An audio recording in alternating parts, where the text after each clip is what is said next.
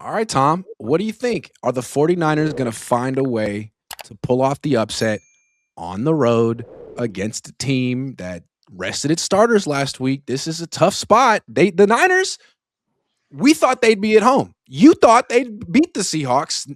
And if they had, who knows, they could have waltzed to the Super Bowl. Now, this is tough. What do you think? You know, can Kyle change? Can he turn the page and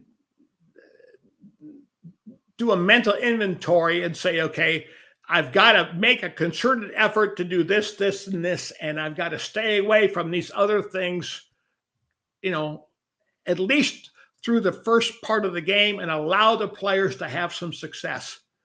And I tell you, as much as I look at it and I crunch the numbers in my mind and I visualize it, I see it like a 20-13 ball game.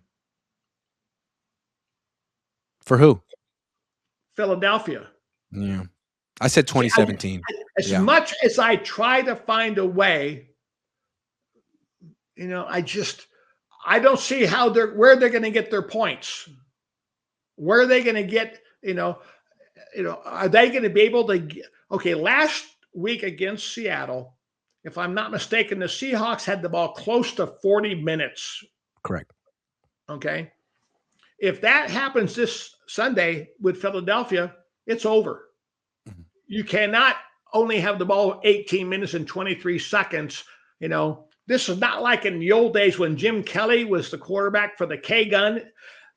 He used to laugh at me and say, hey, he says, Coach, he said, forget that ball control. Because they were scoring in a minute and 23 seconds, a minute and 35 seconds. They had the ball 20 minutes and 22 minutes a game, but they were scoring 35 points.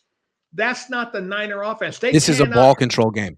This is a ball control game. And if you let Philadelphia eat the clock, you're not going to win because Fangio's not going to let you score quickly.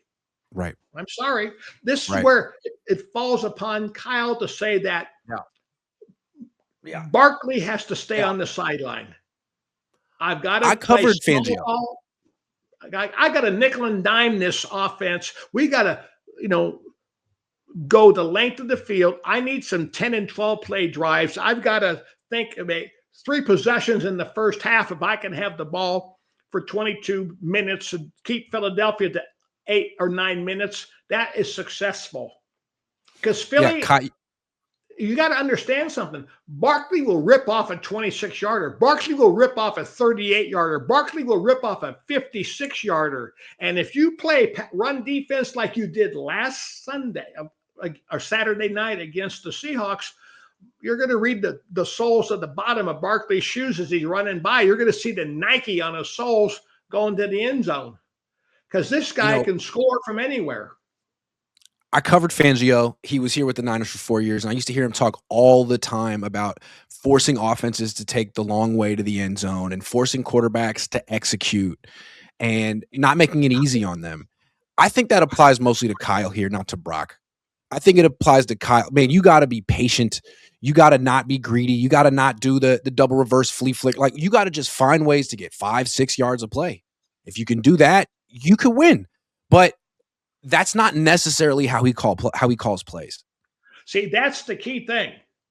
Is Kyle going to stay in that rut that he's been in the past with his play calling, or is he going to make the adjustment to give Purdy a chance to be able to have an opportunity to be successful in the game? If he's calling these deeper routes and, Purdy's back there in the gun, dodging pressure and moving around, and receivers are not getting open against Fangio's defense, it's a repeat of last Saturday night. I wouldn't be surprised if if Shanahan, the big ace up his sleeve in this game, is some design runs for Brock. He did it a little bit down the stretch in the season, didn't do it against Seattle. The Eagles are going to do it, and Kyle Shanahan likes to show that he can do things the other team does better than the other team. Wouldn't be surprised. Gotta be careful. You got to be careful. Now, he does like the boots and the nakeds and the waggles and all that stuff and faking the inside zone and bringing Purdy out to his left and things like that.